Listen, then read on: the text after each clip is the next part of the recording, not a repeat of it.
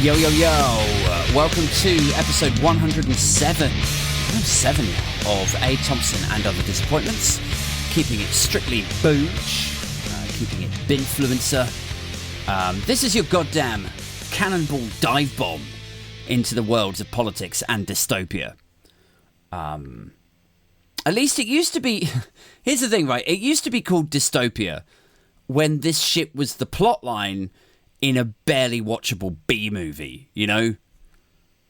Now it's just how shit is. Like, it's just our actual... Like, do you remember when things like Western authoritarians and flu-like viruses and an overheated planet? Do you remember when they were, like, plots?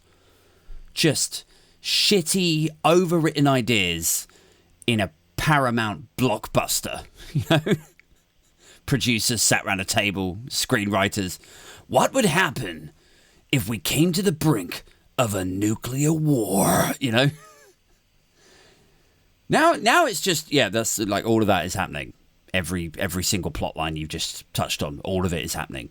So, it wasn't far-fetched and overwritten at all? No, actually it was fucking bang on. Underwritten, in fact. If you consider that 5 movies worth of bad shit is all happening at the same time here now. That's in a weird way you kind of understated it. Sometimes I wonder if all those celebrities that died in 2016 knew what was coming, you know? like they knew, they could see into a crystal ball that would cost, you know, $900,000 or something, but it fucking worked, you know, and they could see what was coming down the line. They're like, well, you know, I've had a good run. I'm not sticking around for that shit. Fuck that. And that would be the correct decision, you know? See all this stuff unfolding on the horizon, oil and gas running out, droughts over here, floods in Pakistan, nuclear war, pandemics, just wall-to-wall fucking nightmares. And to give you some context, as if it were needed, that, you know, shit is bad, a bunch of the richest and most respected people in the world saw it coming in 2016, and they were like, yeah, I mean, I'm rich and powerful, but fuck that. Like, you think a couple of million is going to keep me fed and safe for long in a post-apocalyptic LA where motherfuckers are impaling their friends and family over the last remaining 250ml bottle of water? You think anyone's going to care about my Grammys when I've got water in my fridge and it hasn't rained for 350 days or some shit? Don't you care about my Grammys? Asked Prince as they beat him to death for his Pringles. Wow, shit's getting dark early in this episode. Anyway, what's going on, everyone? How are you? I'm back. I'm back in the UK. Flight back was fucking awful. The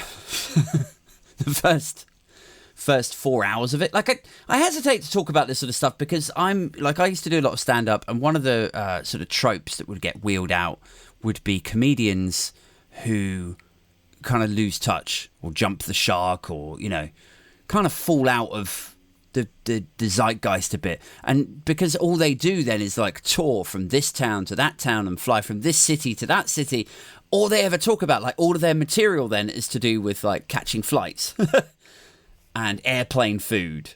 And like, don't you hate it when you're at the airport? And, you know, that's their whole life at that point. And so I hesitate to talk about this stuff. But it's literally the most recent thing that's happened to me. And I can assure you, I am so far away from being a professional comedian touring different cities. So just fucking humour me. Indulge me. So this flight back was terrible. The first 4 hours of it, anyway, terrible.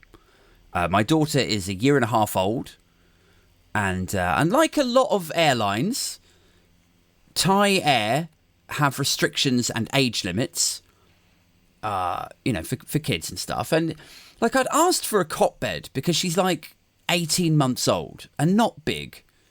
And so for the purposes of, you know, keeping everyone happy, like her, but mostly me, and other passengers. I kind of wanted to dump her in this, this cot bed thing, which they have. I know they have this facility. It's effectively a baby cage for a flight, for the majority of the flight, right? And they said no. They said 1-year-olds max, like if that. I think it may have actually been younger. I can't quite remember. But anyway, she was too old for it. So they said. So then you think, well, okay, so I'll put her in a seat, right? Too big for the cot, put her in the seat. And they're like, yeah, that's a no, sir. So she's too big for the cot, too small for the seat. So where the fuck do you want me to put her? Like in the fucking luggage hold, like the overhead? Because I'll do it.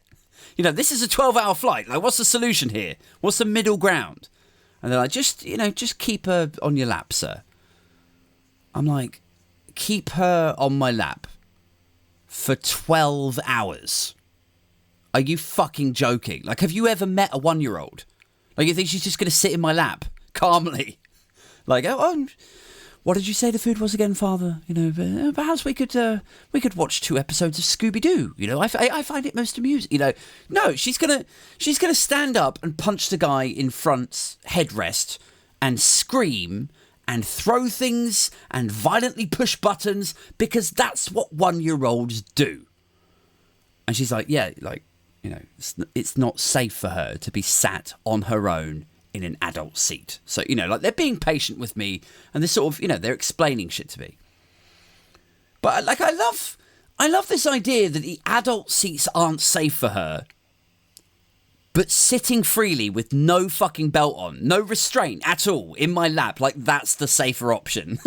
In this fucking thing flying through the sky, through clouds and turbulence. And like if the plane landed horribly in a field and, a bumpy fucking landing, and she was in a seat with a belt around her, she might be okay. She might survive. But on my lap with no belt and just me holding her, I don't know, man. Like everyone wants to believe they'd have a protective parental instinct to them, don't they? Everyone wants to believe that in the throes of danger and threat, like that they would at the most important thing in that scenario would be that they protect their young. But I do worry, like, what if my survival instincts kick in and some, subconscious coward brain instinct activates, and I just fucking throw her off my lap and hold my neck and she goes bouncing around the fucking cabin. Like how would you know what your survival instincts are going to tell you to do unless you've been through that? And I know that sounds weird, like, you might be listening to this thinking something along the lines of, like, is he actually suggesting he might save himself over his child in a life or death situation? God, he seemed nice. No, I'm not saying that. I'm saying I don't know what people might do. Not me. Obviously, I'm nice. You just said so yourself, right? Like, I don't know what people might be capable of in that scenario. And I don't think Thai Air do either. So how about you give me an extra seat because my daughter is driving me fucking nuts here, was basically the gist of it. And you know what? Like, unsurprisingly, they did not give me a free seat for my child. And equally unsurprisingly, she did indeed punch this poor guy's headrest in front of me. And he was so nice. Like the first 3 times, he was pretty all right. Because the first time it's like, well, maybe that was a mistake. She's young. Kids are cute. The end. But then second time, it's like, well, okay, they're just getting settled. All of this is new. It's a new environment. The kid is excited. She'll get bored of this in a minute. And then the third time happens. You sat there, kid punching the back of your head, and you're just growling to yourself. Just, go, gadget, patience. Just internalizing the hate. Just letting it build up. every time the kid punches the headrest again, you're like, just a grunt, just a sigh of disapproval, you know? And it's not like I'm sat there laughing at him, you know, like, ha ha ha, she fucking got you good there, didn't she, you bald fuck? Like every time she does it, I'm saying sorry. But it's like when my girlfriend was pregnant, like laid out with morning sickness. Literally the worst morning sickness you can get. There's a name for it. I can't remember what it is now. But it's like a clinical name for this, you know, you're bedridden for weeks. Everything stank to her. Everything set her off. She couldn't eat a fucking thing. And any time she was complaining or whatever, I'm like, oh man, I'm sorry. And it's, you know, it's not forever. Or just keep thinking about the bubba, you know. And then I'm back to, I'm sorry again, you know. Like, eventually you run out of shit to say. So then you repeat the same things over and over. And then you kind of run out of shit to feel. You know, like, you do genuinely feel bad for her. But there's only so many times you can say, I'm sorry. You know, before it sounds like you're reading it on a fucking telesales script. And it's the same on this flight. My daughter punches the back of his headrest again. He growls. Ugh. And I'm like, sorry. And then the 5th time, bang. I'm like, I'm so sorry. And then the 12th time, bang. And I'm like, yep, still sorry over here. You know, and he's probably pissed off. Like, I'd be pissed off. But it's like, what am I supposed to do, you know? Physically restrain a 1-year-old? Like, have you ever seen how that turns out? They go insane. So it's like, do we restrain her and inconvenience the whole cabin? Wake everyone up from the sound of a tot screaming and kicking me? Or do we just try to keep her vaguely happy and accept that you get the headrest jolt, you know? That's the way up. Those are your options. And I imagine him being like, well, you know what? I paid £1,000 for this flight and I just want to be left alone to relax and sleep and make my way back to Britain. And then I imagine snapping at him, you know, like, well, this is economy, motherfucker, so take one for the team, you know? And I say imagine because I don't have the fucking balls to say this stuff to people's faces. Like, just a few sorries and then, you know, bitch about them on a podcast instead. Significantly less likely to get me assaulted. Anyway, so this went on for hours. Fucking out. 4 hours of tot management. A 1-year-old on a plane, standing up on my lap, like grabbing shit, kicking me, punching this guy. Then she fell asleep. And we got home and here we are. And here I am back in the cabin for you guys. And do you know what? It's ace to be back. And there's loads politically to get stuck into at the moment. I mean, I enjoy telling you guys a bit about, you know, about me and my life and the holiday and my fears for the future and so on. But I also like tapping into what's going on in the news, obviously.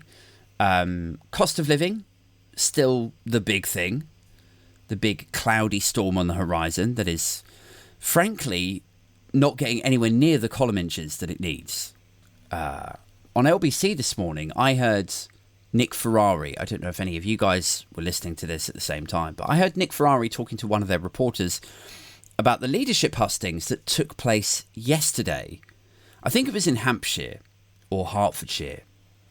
And anyway, the guy's saying, this journalist that he's talking to, the guy's saying that there wasn't one question about cost of living from the Tory party members. Because remember, this is a PM that's being decided purely by paid up members of the Conservative Party. And they, evidently, aren't that bothered by gas and electric bills having increased by 500 to 600% in 18 months. 600%! They don't seem to be that fussed about. I don't know. They don't seem to care about the pubs they go to closing because, as one report said yesterday, their energy bill in this pub, this is on BBC, their energy bill had gone from 13 grand to £35,000. Like, tripled. And then there's cafes closing and schools or hospitals that are likely to go bankrupt, and none of them seem to give a shit. And you're probably thinking, if you're a forgiving person, you're probably thinking, well, they're conservatives. Maybe they're probably more focused on, like the Blitz and poppies and the war and, maybe if it's a war thing like Ukraine, maybe, military, Ukraine conservatives or taxes, low taxes. But no, actually, according to this LBC guy, the question that got the biggest reaction, a round of applause and cheering, was about woke police and fucking culture war nonsense. And I know I say this too much. I keep coming back to this on different episodes. But honestly, this country is run by fucking morons. These same people in a sunny garden with Sunak and Truss, and they're careering headfirst into a winter of discontent, into like heating bills they will be unlikely to afford. And their kids and their grandchildren. They're going to end up with no heating, freezing to death, waving a flag. Their entire cul-de-sac is going to look like the fucking death zone up Everest. Just flaggy corpses. Nobody's bothered to go and pick up. Because the coroner, the mortician or whatever, can't afford the petrol to make it out there. And because he's on minimum wage and he's double booked the appointment with driving for Uber that afternoon or some shit. And these dumb motherfuckers are in this garden or village hall with Sunak and Truss, the two people who could actually offer help and attempt to steer us back on course and save us from the upcoming catastrophe. And what are they on about? What are they asking them questions about? I've heard the police are getting too woke, too socially aware. Well, my question for you is, what do you plan to do about that? It's what?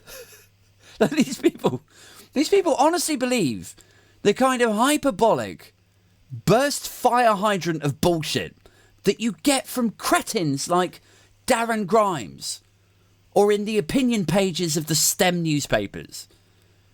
And that's Sun, Telegraph, Express, Mail for newer listeners. STEM, right?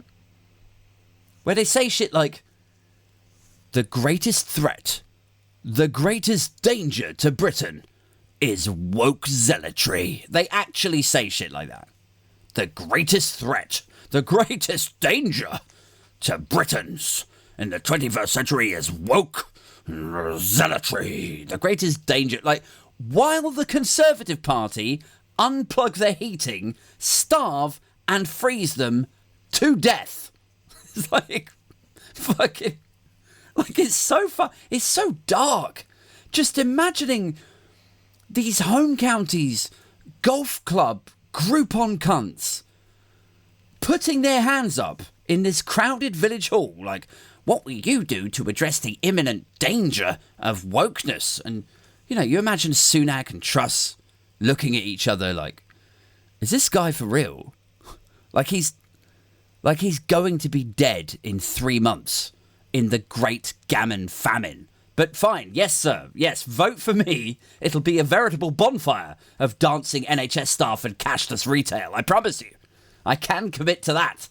And the guy puts his hand down oh, phew, thank God we're going to be okay, guys. And this is the thing I keep coming back to. It's they govern, and I say they, Tories, right? It doesn't matter if it's Johnson or Truss or Sunak. The genie's out of the bottle now. This is just who the Conservative Party are now. Blue Kip, a modern reimagining of the 1970s National Front Manifesto, Trumpism comes to Westminster, whatever you want to call it, this is what they are. And it's not governing, it's not leading. It's sort of reactionary and protectionist. I think it was Dominic Cummings who said every morning, Johnson just goes in his office He reads what the Telegraph is saying. You know, it's like he puts his finger in the air to check which way the tabloid hysteria is blowing, and then that's what he announces, or, you know, that's how he governs. That's not governing, though. That's not leading. And it's not, you know, it's not looking at the complex problems that we have in the UK, like fucking what? Like a colossal labour shortage, the housing crisis. The NHS is in like a slow-mo Inception-like collapse. We've got cost of living now, like, and whatever else. And what they do is, or what they should do, is go, right, now how do we fix this in a medium to long-term way that works for the citizens of the country and focuses on the expectations of our donors second? That's the way they should look at it. But it's completely the reverse. It's like, right, who can give us money? Who can give us money? Can you go out and find out who could get... We just need some fucking money. Oh, this corporation, that billionaire. Okay, cool. What do they want? They want deregulation of this, and they want guaranteed contracts for that. Okay, and then what do we do when the Mirror and the Guardian start asking questions? Oh, well, that's cool. Here comes the clever bit. Then we pivot back to something insignificant that offers fuck all to anyone. No improvement to their lives, just a tribal pinch point. Like, you know, police have gone woke, or they're trying to change the proms. Like, you know, and that's it. That is honestly it. It's just terrible, awful, self-serving and sociopathic government, followed by distractive nonsense that offers fuck all to anyone. That is it in a nutshell. I don't know, like sometimes I wish I'd known how easy people were to con, like back in the day.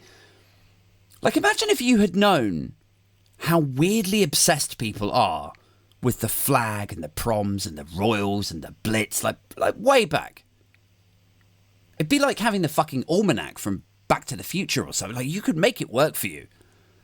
Like, you could just blame anything on a subset of sneering Remainer work-from-home metropolitan latte drinkers. You know, just that endless get-out-of-jail-free card. What wonderful, fanciful liberty you would have. You know, you could fucking nick your mate's dad's Porsche for the weekend. When he comes knocking on the... Like, bro, what the fuck did you do to my dad's car? You're like, huh? It's impounded by the police. Like, he needs it Monday. Like, what did you do? You're like, tell him the police are actually fucking mask-wearing, jab-happy gay dancers now, and that they hate Britain... And he could probably saunter into the pound and just take it back because everyone works from home like the lazy fucking communists that they are, Dave. You know, and then he'd be like, yeah, all right, I'll text him that now. I think he'll probably be all right with that, actually. Like, if you had known how easy people were to come with this shit, it's like the golden ticket. And, I'm being ridiculous, obviously, but it's like it does feel like that's what this is. You know, to me, just this endless get out of jail free card in the form of distraction and then offering nothing, you know? So yeah, so anyway, this crowd of Tory voters who don't care about the cost of living, even though it may well end up killing them. And it's, I suppose, you know, I don't know if a lot of people have drawn this parallel yet, because, you know, I've been out of the country for the last month, but it is kind of similar to masks and jabs before, right? There's this sort of weird layer of British exceptionalism to this. Like, the cost of living crisis is something that's going to affect everyone. And it's bewildering how it's become this sort of, you know, line in the sand for the culture war again. But actually, they seem to be doing a very successful job of this once again. The same as they sort of started to do with work from home. Started seeing articles, I think, in the Telegraph, where they were like, work from home is the latest in a Ramona elite, blah, blah, blah. It's just like, what does this have to do with Brexit? Like, people who voted for Brexit enjoy working for... Like, why are you trying to... How have we got here? Like, I don't understand this. But there is a level of British exceptionalism to this. Like you could imagine people who you would be talking to about this who would be like, yeah, you know, there's a virus, but it won't affect me. I'm British. I didn't cower in the war that I wasn't alive in. so I won't cower from some bloody sniffly virus. Right, that person there that you talked to 2 years ago at the height of the pandemic, now when you talk to them about cost of living, you can kind of imagine them saying, well, I didn't need central heating in the war. You know, we didn't have central heating in the war, and I lived through inflation in the 70s. It was character building. Inflation in the 70s that was in no way fueled by fossil fuel scarcity, like this one.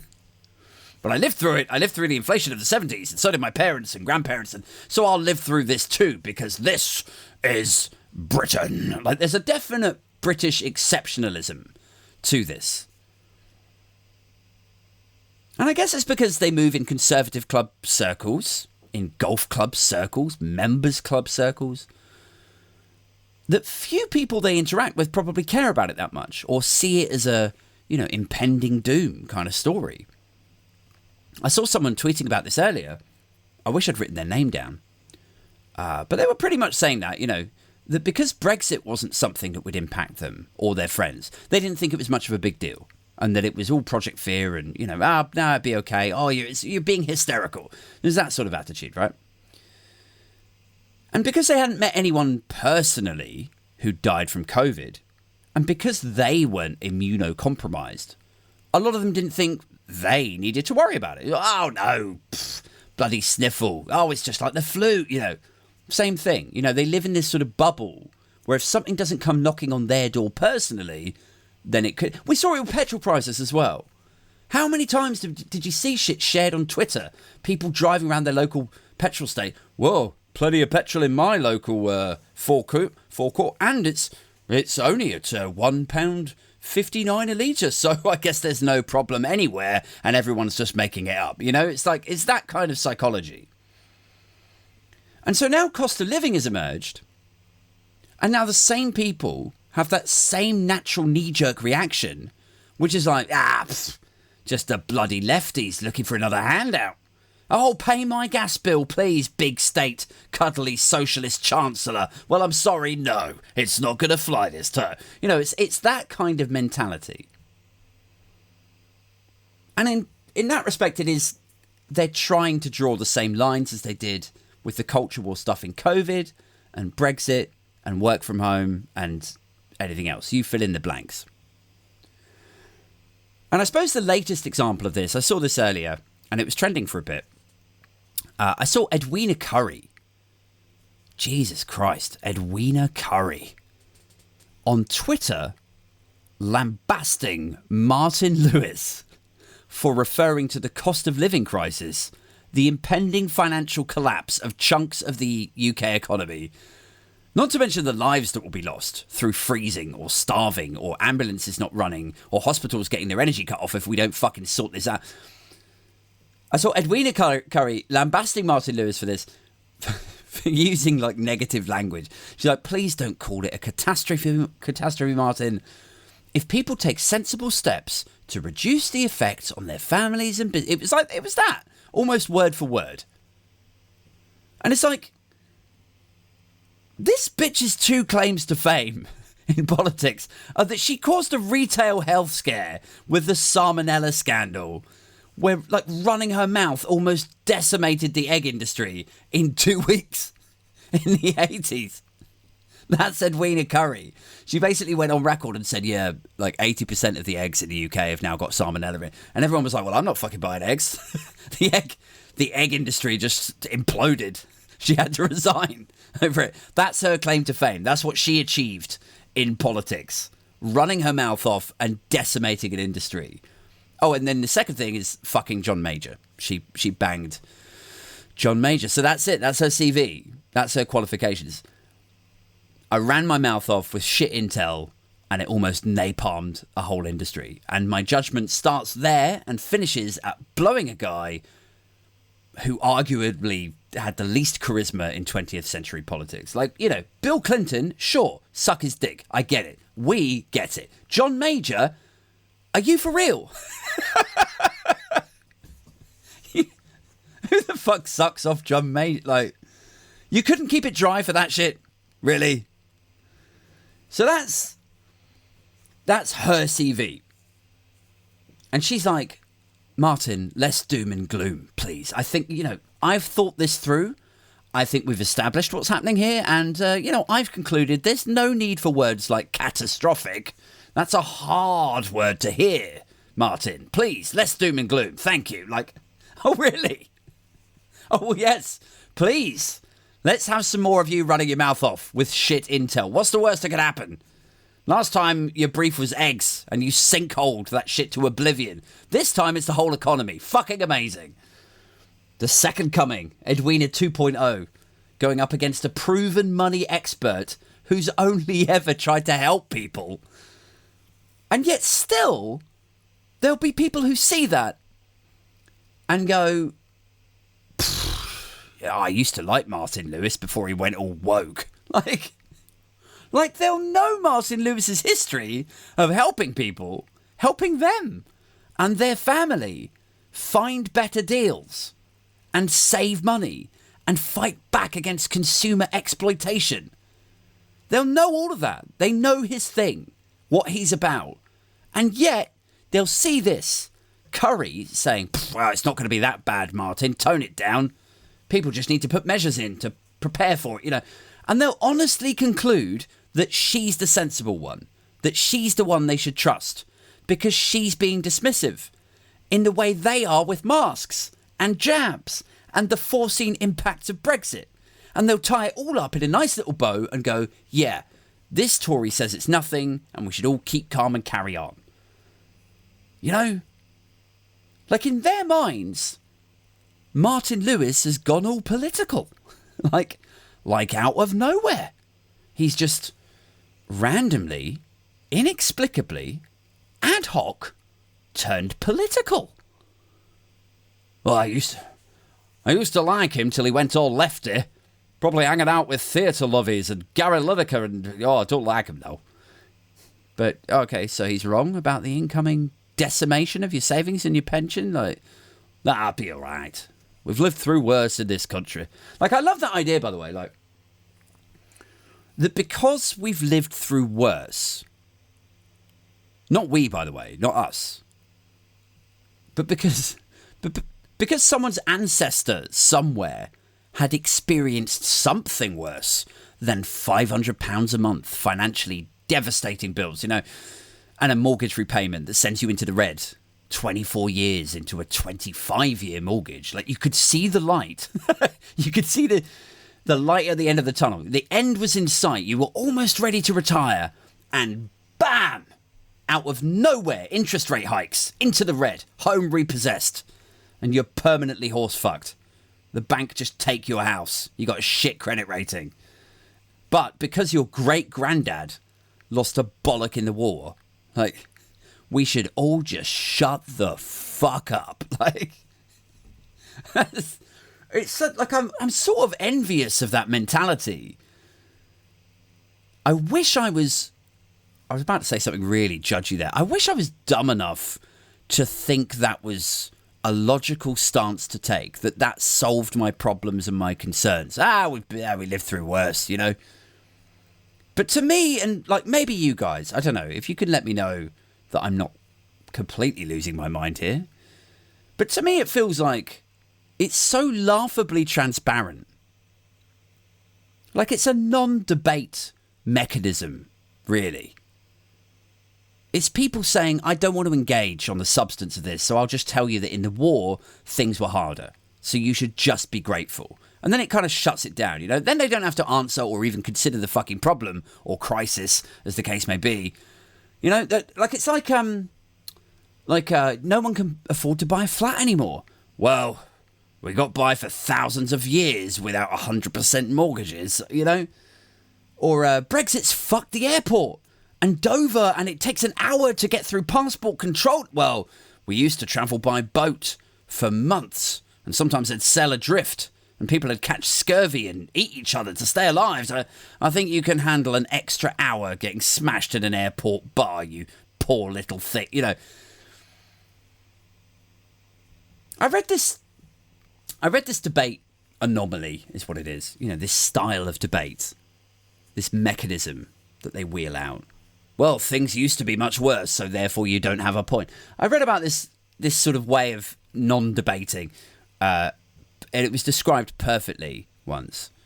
Like when they hark back to some bygone era's backward, archaic, not fit for purpose setup as some sort of weird fucked up justification for making our own modern one worse, substandard, or not fit for purpose, you know? And it was something like, I think it was on Twitter, might have been Facebook. It was something like somebody posting, "I'm worried I won't be able to keep my aging mother from dying of hypothermia."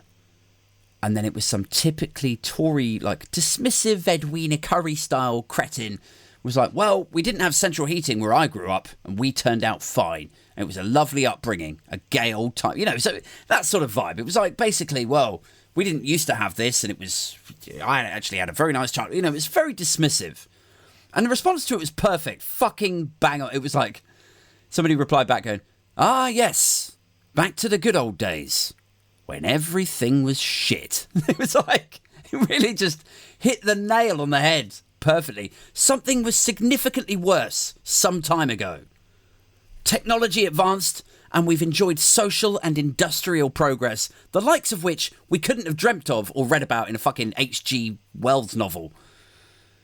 But now we should regress back to the old awful shit because some charmless puddle of shit with a Telegraph column wants to romanticise his childhood, or because Edwina Currie can't bring herself to consider that tripling energy bills might take more than a few steps to mitigate the impact of. You know what I mean? It's a sort of cousin of that other response that you get quite a lot. I don't know. I'm sure you guys would have seen this in, you know, tweet arguments and comment sections and shit, or maybe you've argued with, you know, friends over a game of pool or something.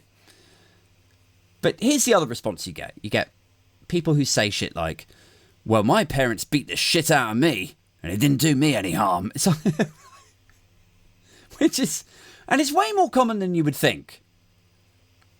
You know, it's people, "Well, my parents smacked me around the face if I so much as made a peep while my dad was watching the TV, and let me tell you, it taught me right from wrong. Didn't do me any harm." You're like, no, you are fucking traumatized, bruh.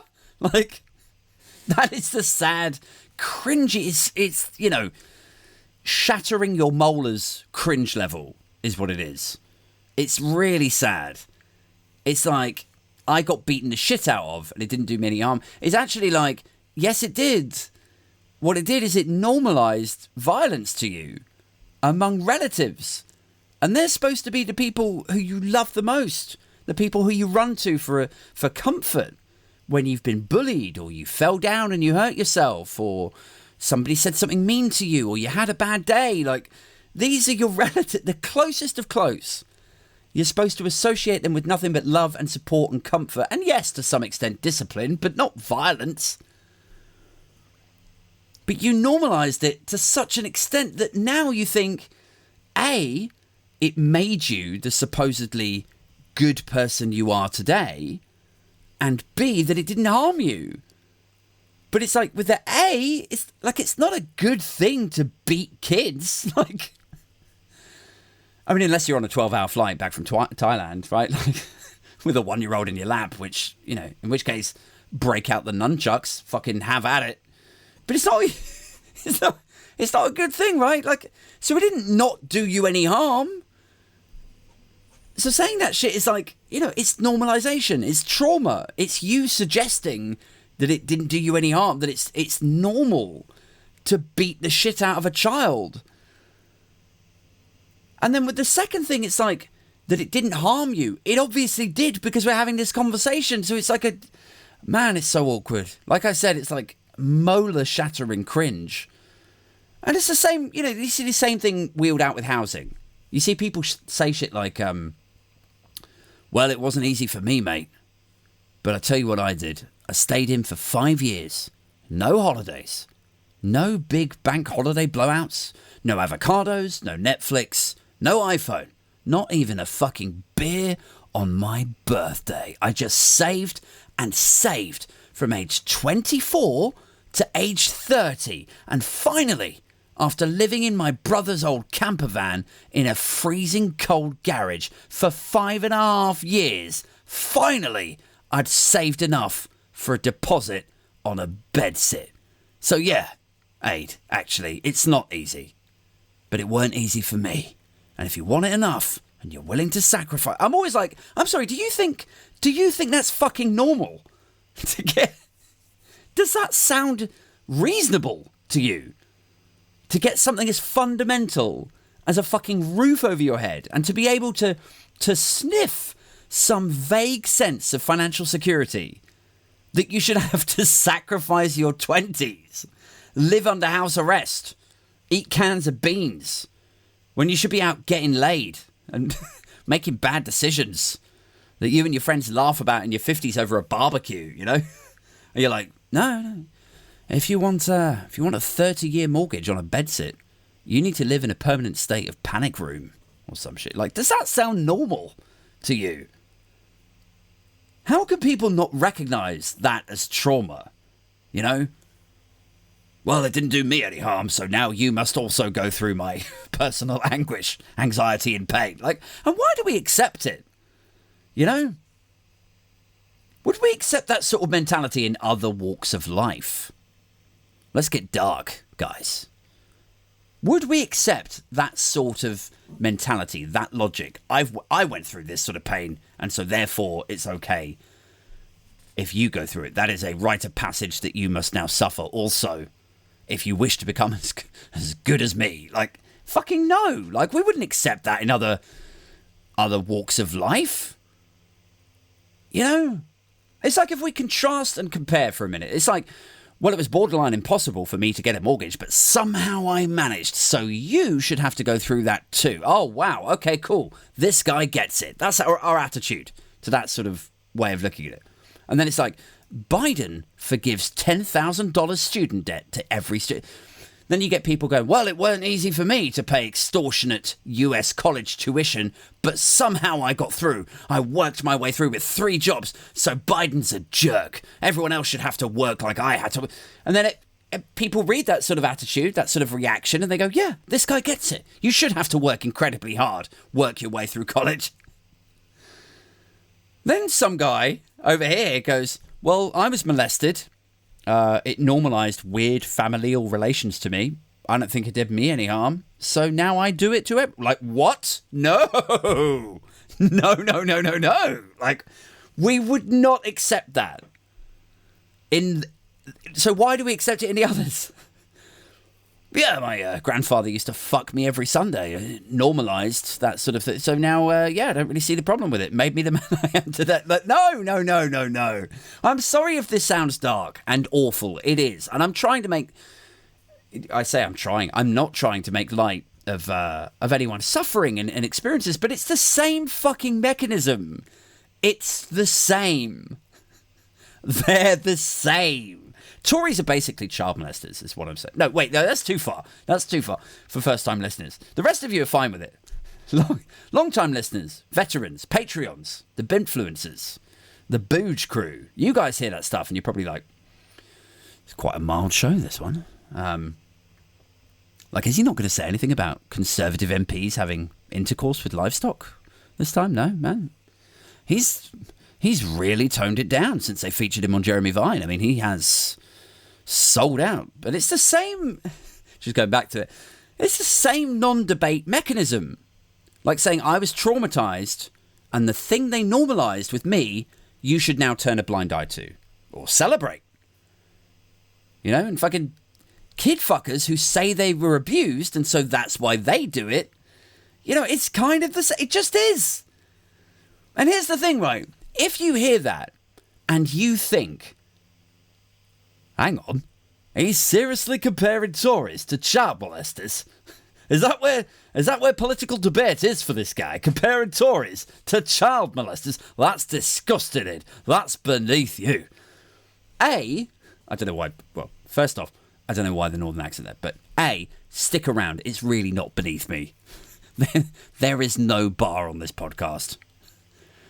Tone or conversation-wise, anyway. Alcoholic drinks-wise, different story. But and then B, if it bothers you that I'm drawing a parallel between the get out of jail free card that paedophiles try to play and the debate technique that some Tories use, when there is clearly, if you have the intellect there to see that the common ground that those two things share, maybe instead of getting all fake outrage about it, I don't know, maybe stop to consider what that actually says about you, your stance, and the debate. If you're lowering yourself to the court defence of fucking paedophiles. Well, I went through something horrible, so therefore everyone else should too. Like, come on. Anyway, guys, that's it for this one. End on a high note, I always say. This has been lots of fun. If you are new to the podcast, I put out 2 shows a week. Wednesday is a solo one. Friday night tends to be a guested one. This week, I've got a friend of mine called Sean. He's ex-music industry, but we're both very politically active, so no doubt we're going to be talking about Labour and tactical voting and other stuff. We're going to do that live on Friday night, I believe, at 7:30. I'll be tweeting out links for that, as always. If you're in a position to support the podcast and you're enjoying it, why not jump onto Patreon? I post all of the new episodes there first. There's 3 tiers that you can jump onto. The first one is £3 a month, so super cheap. Just enough to buy me a beer, really, or a coffee, and just say, like, it's basically a doff of the cap. It's just saying, cheers, Aid, enjoying the podcast. Then there's a £5 a month tier, which gets you as a sort of certified binfluencer, certified Aid Thompsoner, God help me. And that gets you exclusive invites to the, we've got a London meetup, actually, for the binfluencer cult, is also what I sometimes refer to the Patreon lot as. We've got a London meetup that's on Thursday, the 27th of October. Lots of people who do online content do like meet and greet, or they do live Q&A, or all of that felt a bit influencer to me. And as I say, I feel I'm a binfluencer. I'm not here to inspire and lift you up and tell you how amazing everything could be and live your best life and all that shit.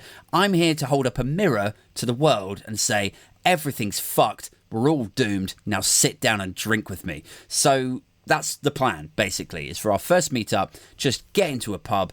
I did say that the first 10 Patreons would get that exclusive invite. I actually hit that threshold a little bit quicker than I was anticipating. So thank you very much to everyone that's jumped onto the Patreon so quickly.